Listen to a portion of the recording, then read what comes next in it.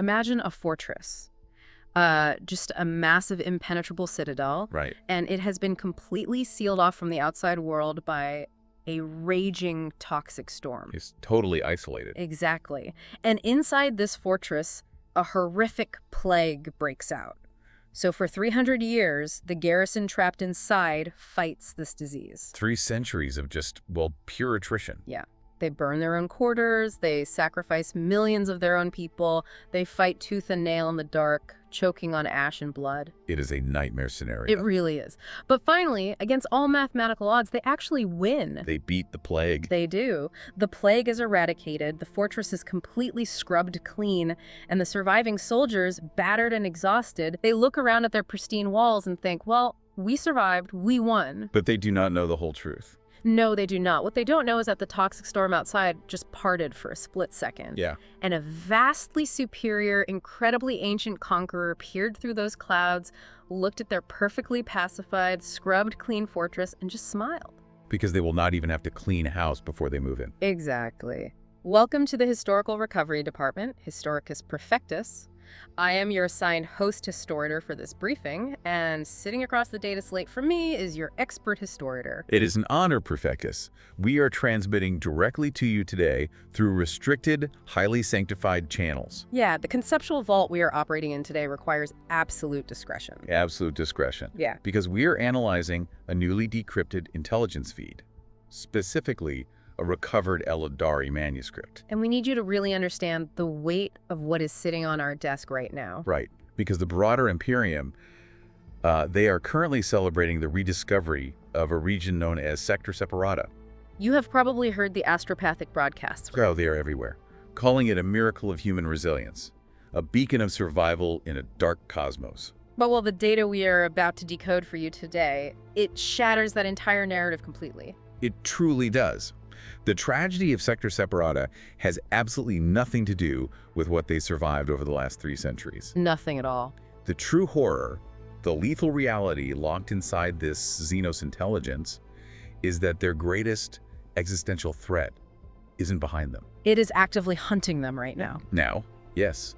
And the most terrifying part. It is approaching from an angle they are biologically and technologically incapable of perceiving. They are completely blind to it. They are staring out the front windows, bracing for a storm they think they understand, while the predator already has the blueprints to the walls. So, to comprehend the sheer scale of the disaster unfolding in Sector Separata, we have to start at the origin point of the predator. We have to immerse ourselves in the environment of the Aeldari craft world. The one designated as Scael'Tan. Yes, Scael'Tan. The primary recovered manuscript titles its initial observational log, The Prison of Ice and Bone. Which is incredibly fitting. It really is. It paints a picture of physical and psychological isolation that is completely just suffocating. The translation provides this haunting, vivid imagery. We're introduced to the supreme military commander of this faction, Autarch Scaelorn. And the text describes him walking alone through the vast, translucent corridors of his craft world. Now, for the uninitiated, or perhaps just as a refresher for you, Prefectus, we need to talk about what a craft world actually is. Right, because this isn't just a big metal spaceship. Not at all. It is a continent-sized lifeboat made of wraithbone. Which is a psychically active, grown material. Yes, it is essentially the skeletal structure of a living, floating planet. And that fundamentally changes how the inhabitants interact with their environment, doesn't it? Absolutely. Yeah. The manuscript spends an inordinate amount of time detailing the acoustics of Scael'Tan. Yeah, the sounds, or the lack thereof. Exactly. As Scaelorn walks, his footsteps echo through the wraithbone, and the text compares the sound to the cracking of a moving glacier. A moving glacier, that is such a specific, heavy image. It is not just a poetic flourish by the Aeldari chronicler, either. It establishes the absolute, uncompromising doctrine of silence that governs this entire society. Because silence on Scael'Tan is not just the absence of noise. No, it is a mandated cultural imperative. It is a survival mechanism. Because they are hiding. Yes. They're hiding. But the silence is just one layer of this camouflage. The visual environment heavily reinforces this oppressive, suffocating stillness. The text mentions the aurora domes, right? Yeah, Scaelorn looks up at these artificial aurora domes stretching over the Craftworld's promenades, and these domes are projecting shifting veils of green and violet light. Down onto perfectly still, meticulously grown crystal trees. Crystal trees, it is so alien. The manuscript calls it a melancholic and imprisoned beauty. A melancholic and imprisoned beauty. That phrasing is just so loaded. It is. I want you to really visualize that, Prefectus. You are surrounded by flawless, exquisite, immortal artistry. But it is completely static. It is like living inside a museum display case that has been cast adrift in the deep ocean. Well, the physical environment is a direct mirror of their cosmic reality. We have to look at the geography that has trapped them to understand the psychology of this specific Aeldari splinter faction. Right, the geography of the warp. Yes. The data feed clarifies that for centuries, Scael'Tan has been marooned by the Cicatrix Maledictum. The Great Rift. The literal tear in the fabric of the galaxy that bleeds the raw nightmare of the warp into real space. Exactly. And that immense cosmic wound has isolated them in a region the text bleakly refers to as a stellar graveyard. A stellar graveyard. Which is crucial context. For the Aeldari, their entire cultural psychology is anchored to two things: mourning the fall of their ancient empire and the distant hope of reclaiming their ancestral maiden worlds.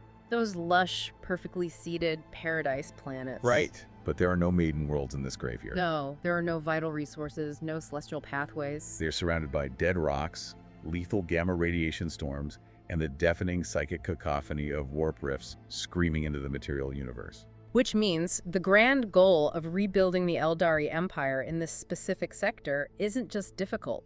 The manuscript calls it an impossible equation. They are paralyzed by the absolute zero of their cosmic prism. Now, you would think, given the legendary arrogance and the deep, volatile, emotional capacity of the Aeldari, that Autarch Scaelorn would be falling to his knees in agony. You would certainly expect some grand display of despair. But the text explicitly notes that he feels no despair. And the reason given is chilling. It really is. The manuscript states, and I quote, "Despair is a warm emotion." Despair is a warm emotion.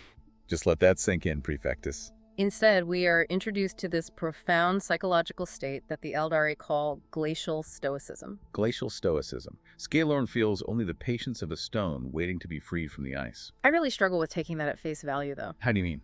I mean, look at what they are enduring. Is this glacial stoicism actually a genuine manifestation of their supreme emotional control? Like the kind of martial mastery the Aeldari pride themselves on? Or is it something else? Yeah. Is it just a massive collective trauma response? Have their minds simply shut down the capacity to panic because the situation is so fundamentally hopeless? That is a very astute question. The manuscript deliberately blurs the line between discipline and trauma. You have to remember the biological reality of the Aeldari. Right, their nervous systems. Yes, they process emotion at a magnitude that would instantly shatter a human mind. Unchecked emotion is literally what birthed the dark god that destroyed their empire in the first place. So they cannot afford to feel. Exactly. Therefore, this glacial stoicism is a highly functional suit of armor. If they feel true despair, if they allow the cosmic horror of their isolation to penetrate their conscious minds, their collective psychic resonance would act as a beacon. Oh, wow. It would attract the very entities of the warp that are tearing reality apart just outside their windows. Precisely. So the coldness isn't just an attitude. It is camouflage against the demons outside. It is a survival mechanism honed over centuries of staring into a bleeding abyss. They have engineered their society to feel nothing, because feeling anything could kill them. Let me offer an analogy to help you, the Prefectus, truly grasp the horror of this existence. Please do. Imagine being trapped in a stunningly beautiful, perfectly preserved submarine. Okay. And this submarine is resting at the absolute bottom of a frozen, lightless ocean. You have been down there for 300 years. 300 years in the dark. Yeah. The life support systems run on a flawless, perpetual loop, so you aren't suffocating, but you can never leave. You are just trapped. You aren't panicking, because panicking expends oxygen and raises your heart rate, but you aren't really alive either. Right. You are just existing in a state of suspended animation, gliding through beautiful, silent corridors, waiting for the ice thousands of miles above you to crack. That is a very fitting comparison. And the true tragedy of that submarine scenario is that the longer you wait in the dark, the more detached from the concept of living you become. You become purely pragmatic. You devolve into a creature defined entirely by the waiting. And that is why the sudden shift in Scaelorn's environment is so violently jarring. Even though the physical manifestation is incredibly subtle. Extremely subtle. The frozen patience shatters in an instant. The narrative transitions here with a sudden physical shock. Scaelorn is walking through his doctrine of silence, wrapped in his glacial stoicism, when the temperature in the translucent walkway drops precipitously. Just a sudden, violent plunge in ambient temperature. Frost physically forms and crackles across the visor of his ice blue armor. And this is not a malfunction of the Craftworld's environmental scrubbers. No, far from it. It is a direct psychic summons. The drop in temperature is the physical byproduct of a massive telepathic bridge being established. The Craftworld's primary seers, High Farseer Elenrath and Farseer Sylthara. The twins. Yes, the twins. They have reached out across the ship and gripped Scaelorn's mind. Think about the sheer, raw power required to freeze the moisture in the air and manifest frost on physical armor simply by initiating a thought link. It is staggering. It speaks to the terrifying psychic weight these twins wield. They are summoning the Autarch to the psychic throne. So we follow Scaelorn into the inner sanctum. The massive doors to the grand hall slide open with a rush of freezing air. And we enter this colossal, vaulted chamber. The ceiling is a polished mirror reflecting lost constellations, suspended like a monument to everything they have lost, hovering over everything they currently are. What a striking image. And in the center of this hall, floating inches above a crystalline floor, are the Farseer twins. They are surrounded by swirling, luminous runes. Yes, and their identical armor is bathed in the pale, ethereal light of the Infinity Circuit. Now, we need to pause here and dissect the alien nature of this interaction, because it heavily informs their tactical superiority later on in the briefing. Right, because Aeldari are not just humans with pointed ears and better reflexes. No, they are fundamentally, neurologically, and psychically divergent. As Scaelorn approaches the throne, the manuscript emphasizes that the twins do not speak to him with two distinct voices. They don't take turns. They do not. They speak with a single, unified resonance that vibrates in his teeth. Vibrates in his teeth. That is so unsettling. Their minds are so completely linked, their psychic presence so thoroughly intertwined, that they operate as a single cognitive and strategic entity. I mean, a human astropath communicates through crude symbolism and emotionally exhausting nightmare. Right, it is very messy. But these Farseers communicate with crystalline, unified perfection. The voice that echoes inside Scaelorn's skull is a seamless fusion of Elenrath and Sylthara, and the intelligence they deliver is the crack in the ice we were just waiting for. They tell him, and again I'm quoting from the manuscript, "The storm slows. The sea of blood of chaos has receded. A fissure has opened in the mantle of madness." This reveals a massive intelligence gap between the Aeldari and the Imperium. How so? Well, the Cicatrix Maledictum is a galaxy-spanning phenomenon. The Imperium monitors it using static cogitator banks, primitive sensors, and highly unreliable astropathic choirs. Choirs that often go mad just looking at the data, mind you. Exactly. Yeah. But the Aeldari is detecting this specific, localized cosmic shift, the receding of a warp storm, the opening of a microscopic fissure. They detect it before anyone else in the entire region even realizes the atmospheric pressure has changed. They aren't waiting for a scout ship to brave the anomaly and report back. They are feeling the shifting currents of the warp with their own minds in real time. And how they process that data is equally terrifying. Farseer Sylthara opens her eyes, which the text describes as spheres of pure cyan light. Pure cyan light. Yes. And with a simple gesture, the swirling runes in the room violently rearrange themselves. They don't pull up a digital wireframe on a screen, do they? No, the manuscript states they project a massive holographic stellar map made of floating diamond dust. Floating diamond dust. It is a physical, psychically driven projection of tactical data. And when Elenrath pushes this projection into Scaelorn's consciousness, he isn't just sending spatial coordinates. The data feed makes it very clear that the projection is a total sensory overload. Yes, Scaelorn gets the maps and the planetary alignments. But he also receives the seething emotions, the taste of industrial smog, the heavy, oily aura of billions of human lives. He is literally tasting the desperation and the sweat of the people in this newly revealed sector. So Imperial Strategic Command is essentially playing a board game in a dark room by feeling the pieces. While the Aeldaris have a real-time, omniscient, multi-sensory feed of the entire board. Exactly. Now, this sensory flood forces a crucial psychological question regarding Scaelorn's state of mind. Right, because we established that he and his military forces have been starved in this stellar graveyard for centuries. They have perfectly preserved their malice, their martial skill, and their desperate need for a home locked in ice. Yes. So when a predator has been starved in a cage for 300 years, and suddenly the scent of fresh prey, the scent of a perfectly viable habitat washes over them. What happens? Yeah, what happens? Does that starvation make them reckless and prone to mistakes? Or does that centuries-long fast burn away every impurity, making them perfectly, surgically lethal? The manuscript heavily leans toward the latter. The scent of the prize does not induce a sloppy frenzy. It induces absolute hyperfocus. And to understand the scale of the impending slaughter, we have to look at what the diamond dust is forming in the center of the room. We have to look at the prize. The dust coalesces into the shape of Sector Separata. And this is where the bitter, suffocating, grim, dark irony of the manuscript truly takes hold. The twins reveal a rich, thriving constellation of 51 planetary systems. You have 51 systems. To the human universe, this sector shines like a beacon of hope against the dark. The manuscript confirms that Sector Separata was entirely cut off by the Great Rift for over 3 centuries. 300 years of total blackout. And during those 300 years, they didn't just curl up and survive, they violently fought back. We need to pull from secondary data feeds just for a moment to give you, Prefectus, the necessary context of what the Aeldari are actually looking at. Just a brief detour. Yes, just to set the stage. These 51 systems are centered around a capital hive world named New Rome. And they are heavily garrisoned by vast regiments of regular troops. But the core of their defense, the real reason they survived, is a Space Marine chapter known as the Pax Romana. Led by a supreme commander with the title Consul Dictator Gaius Marius. Correct. The secondary reports note their distinctive heraldry, orange and dark blue armor, and their brutal reputation. These are warriors who spent 3 centuries fighting a multi-front war of annihilation. They repelled massive chaos cult uprisings.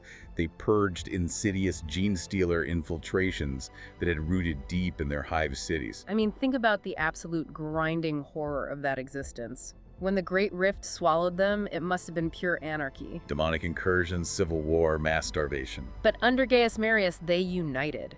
They spent 300 years fighting entirely in the dark with no help from the wider Imperium. No reinforcements, no supply lines. They burned the chaos cults out of their hab blocks. They crushed the alien Xenos threats in the deep mines. They pacified their home system through decades of relentless, unimaginable carnage. They turned an isolated, bleeding pocket of space into an absolute fortress of human order. And that profound human sacrifice is exactly what makes the Aeldari perspective in the primary manuscript so sickening to read. It really is. Let us look at how High Farseer Elenrath interprets 300 years of human heroism and martyrdom. He doesn't look at the Pax Romana and see valiant defenders standing against the darkness, does he? No, he looks at the pacified, purified 51 systems, and he calls it a sterile ecosystem of corruption. A sterile ecosystem of corruption. It is such an incredibly dismissive clinical phrase. It completely invalidates billions of human lives. Because to the ancient Aeldari, humans are nothing more than an ephemeral race. We are loud, crude, and destructive, like an infestation of aggressive insects. But Elenrath notes something far more critical to their strategic goals. He tells the Autarch, it is a clean canvas. A clean canvas. Yes. By fighting so incredibly hard to save themselves, by systematically exterminating the forces of chaos and rival Xenos within their borders, the humans of Sector Separata have inadvertently done the Aeldari's dirty work for them. The irony is just suffocating. The Pax Romana spent 3 centuries scrubbing the corruption from these planets, effectively preparing the ground for an Aeldari colonization effort. This goes back to the analogy you used at the very beginning of the briefing. The besieged garrison fighting the plague for 300 years. Right. They burn their own cities, they sacrifice millions, and they finally cure the disease. The fortress is clean. The surviving soldiers are battered, exhausted, but fiercely proud. They think they have won. And then the Aeldari peer through the warp storm. They look at this perfectly scrubbed, empty fortress and say, perfect, we won't even have to clean it before we move in. We will just exterminate the tired janitors. It perfectly captures the dynamic. Autarch Scaelorn looks at the diamond dust map of the 51 systems. It is the flawless foundation for the new Aeldari Empire that Scael'Tan has been desperate to build for millennia. But he is a veteran of the Long War. He does not let the allure of the prize blind him to the tactical reality on the ground. No, he is extremely pragmatic. He asks the Farseers a direct question, And who guards this anomaly? Farseer Sylthara waves her hand, and the swirling runes darken. They shift to deep orange and blue, projecting the heraldry of the Pax Romana. She acknowledges the human defenders. She confirms they are not mere peasant militias. No, they are heavily armored, genetically modified space marines, backed by a vast entrenched army under a unified command structure. Scaelorn looks at the spectral projections of these human heroes, these massive warriors who held back the literal demons of the warp. Does he feel apprehension? Does he hesitate? The text describes a visceral, almost terrifying reaction. It states that Scaelorn feels the old war machine in his core awakening from its eons-long sleep. The prospect of fighting the Pax Romana doesn't deter him. It ignites him. And the reaction isn't just limited to his personal martial pride either.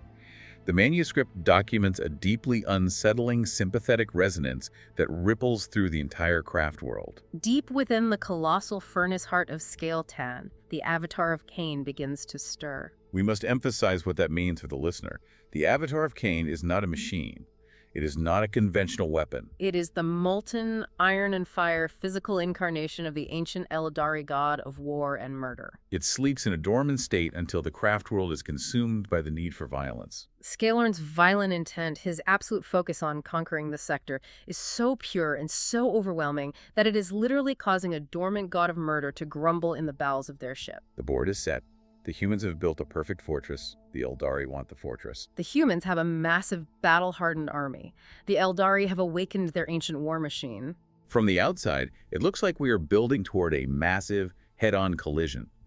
A glorious, tragic war of attrition at the edge of the warp storm. But that brings us to the absolute core focus of this briefing, Historicus Perfectus.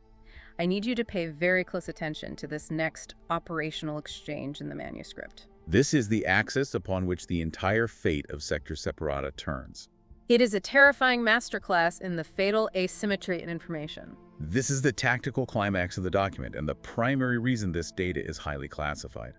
Autarch Scaelorn, already calculating the approach vectors for his fast attack fleets, asks a very specific question.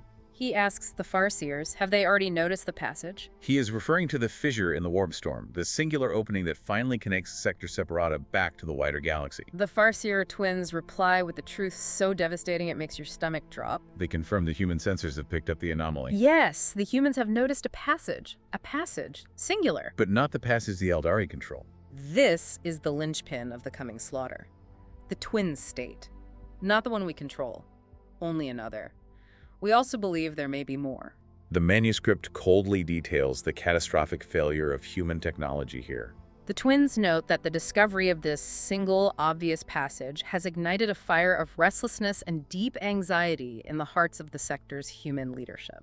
But the humans' primitive, degraded augur arrays and blind astropaths have completely failed to inform them that the warp storm didn't just open one door. It opened multiple breaches. Let us dissect the strategic reality of this profound asymmetry. Consul Dictator Gaius Marius and his entire command staff believe they are looking at a singular point of vulnerability. They know their perimeter is finally exposed. But as the Farseers point out, they're completely blind to the true dimensions of the battlefield. The Imperial fleet is actively drafting battle plans, mobilizing its patrols, deploying its elite strike forces, and focusing its entire defensive anxiety on the single newly discovered passage they can actually see on their sensors. They are committing their resources. They are building a massive shield wall at the front door. And because they are staring so intensely, so desperately at that one single front door, they're leaving their flanks entirely exposed to the void. It is the ultimate manifestation of the fog of war, but it is entirely one-sided. The Aeldari possess a complete, omniscient, topographic view of the battlefield. They see every hidden pathway, every microscopic tear in the storm. While the humans are operating on critically flawed, singularly focused intelligence, they believe they are preparing for the unknown, but they are preparing for the wrong unknown. the psychological cruelty of this situation is just staggering. Think about the mindset of Gaius Marius and his people. Right, they survived 3 centuries by being incredibly paranoid. By watching every shadow, prosecuting every anomaly, never letting their guard down. Now, after 300 years, they find a hole in their defensive perimeter. Naturally, they pour all their terror, all their martial pride, all their hard-won experience into defending that specific hole. They are likely thinking, we survived the long dark, we can hold the line against whatever comes through this breach. They are locking the heavy iron front door, double-checking the deadbolts, completely unaware that an infinitely more advanced enemy is standing quietly in the dark with the master blueprints to the hidden catacombs beneath their feet. The Farseers summarize this tactical advantage with chilling precision. The manuscript records them, stating that the humans sending their fleets to defend the wrong passage provides the Aeldari with an unrivaled opportunity. An unrivaled opportunity. It is the opportunity for a flawless decapitation strike. A surgical, high-speed insertion of force that entirely bypasses the heavy armor and entrenched defenses of the Pax Romana. The realization of this perfect, unassailable advantage triggers a profound physical and emotional shift in Autarch Scaelorn. And this brings us to the final, fatal phase of our analysis, what the intelligence analysts are calling the March of Winter. We observed earlier that Scaelorn was completely gripped by glacial stoicism. He was the stone waiting patiently in the ice, suppressing every emotion to survive. But when he is presented with this intelligence, the realization that the 51 systems are perfectly pacified, and that there is a massive unseen back door left entirely unguarded. The stoicism evaporates. It has served its purpose, and he discards it. The manuscript describes him turning his back on the diamond dust hologram and physically adjusting the mantle of his armor. The suffocating void that previously tormented him is gone. It is replaced, and I quote directly from the translation, by the absolute focus of the hunt. He is no longer a prisoner surviving a siege. He is an apex predator who has just locked onto the scent of a completely oblivious target. His final orders before leaving the throne room are terrifying in their efficiency and their sheer apocalyptic scope. He does not order a rapid strike. He does not order a probing attack to test the human defenses. He looks at the Farseers and says, "I will prepare the fleets and awaken the Wraith Lords." Perfectus, I need to make sure the immense, crushing weight of that order is fully understood. Waking the Wraith Lords is not a casual tactical decision a commander makes to shore up a flank. Not at all. It is a sacred commitment of the highest possible order. Wraith Lords are towering, incredibly lethal war constructs made of psychoplastic, but they are not robots. They are not machines driven by artificial intelligence. No, they are animated by the souls of the most revered, powerful Aeldari heroes, drawn directly from the Craftworld's infinity circuit. To wake the dead, to pull ancestral spirits from their peaceful communion and forcefully bind them into walking instruments of war means that Scael'Tan is committing everything it has to this assault. It is the ultimate escalation. The Aeldari view their souls as precious beyond measure, constantly in danger of being consumed by the warp. To risk those souls in physical combat means this is not a raid. This is an all-or-nothing conquest. They intend to take Sector Separata, cleanse it of humanity, and keep it forever. Scaelorn's final spoken words in the manuscript break the sacred, doctrine-mandated silence of the throne room, and they echo with a prophetic, absolute finality.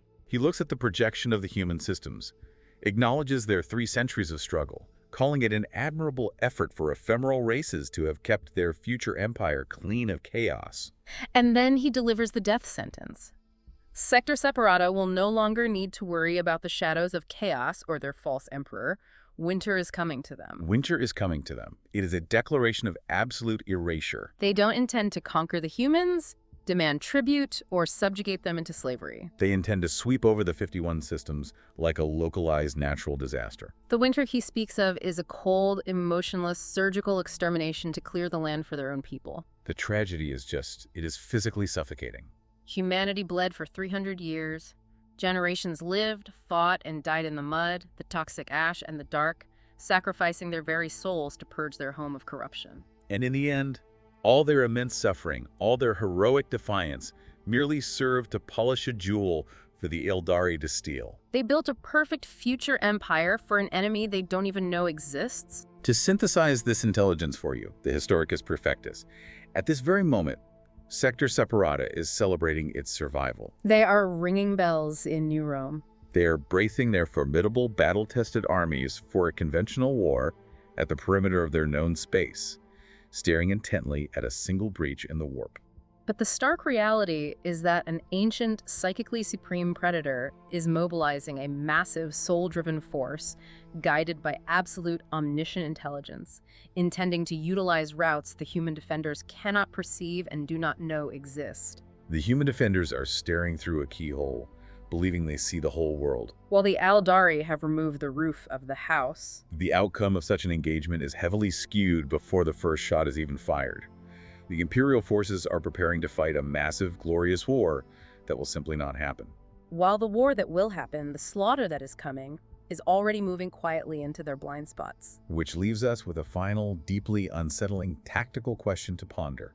Historicus Perfectus. A thought to sit with as you review these restricted data feeds in the dark. We know from the secondary intelligence that Consul Dictator Gaius Marius and the Space Marines of the Pax Romana have spent 3 centuries adapting their warfare exclusively to fight blunt, brute force enemies. They fought raving, unpredictable chaos cultists who charged in waves. They fought feral, localized Xenos beasts. They fought the insidious biological terror of gene stealers in the tight confines of hive cities. To survive that, they built a military structure that is incredibly heavily armored, utterly rigid, and designed to withstand the crushing blows of a sledgehammer. They built a massive, unyielding shield. A colossal, immovable shield. So what happens to that rigid, heavy military structure when it is suddenly struck by the lightning-fast, psychically driven, completely asymmetric warfare of an Aeldari craft world? What happens when a human army perfectly designed to hold a static line is attacked by a vastly superior enemy that simply refuses to use lines? Can a massive iron shield built to stop a hammer survive a monomolecular scalpel thrust in the dark? That is the burden of the knowledge we have decrypted for you today. The answer to that question will inevitably be written in the blood of billions. But it will not be our blood, and according to the strictures of the Logos Historica Verita, it is not our place to intervene. We do not save, we only record. We only record. Historicus Prefectus, your briefing on this intercepted manuscript is now complete. The data feeds are sealed. May the Emperor protect us all, because he is most certainly not protecting Sector Separata. The channel is closed.